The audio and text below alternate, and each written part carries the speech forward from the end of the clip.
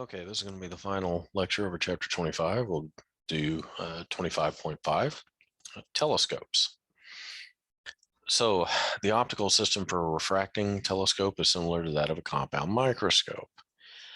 In both instruments, the image formed by an objective is viewed through an eyepiece.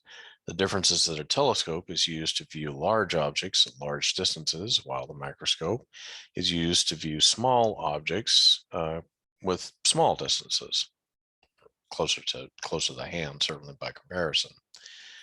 We're going to look at a telescope here. The objective forms a reduced real image eye of the object. So you've got the objective lens here forms a real inverted object or image eye of the distant object, at which the second focal point, f prime of 1, which is also the first focal point, f2 of the eyepiece. So in other words, these happen to be the same thing.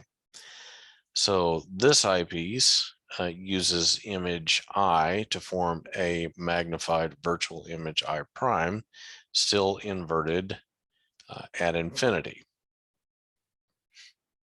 So you've got the image at infinity here, but you're seeing that's what the observer is actually seeing here. So the angular magnification of a telescope is going to be defined as the ratio of the angle subtended at the eye by the final image I prime to the angle subtended at the unaided eye by the object. I express this ratio in terms of focal lengths of the objects in the eyepiece.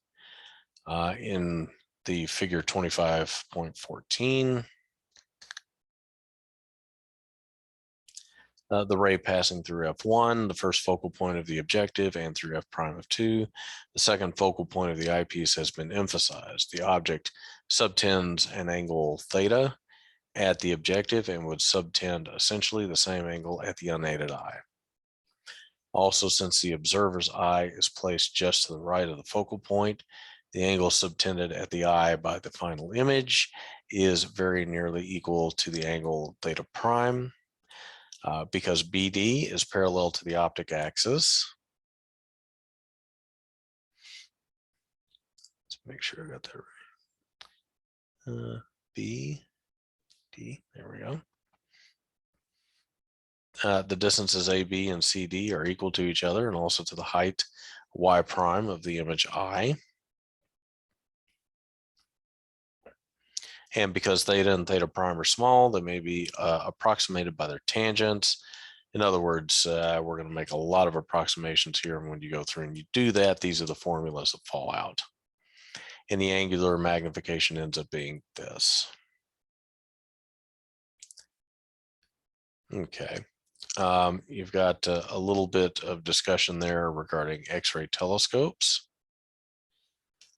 Here you have several different methods of refracting light coming in through binoculars or prism binoculars.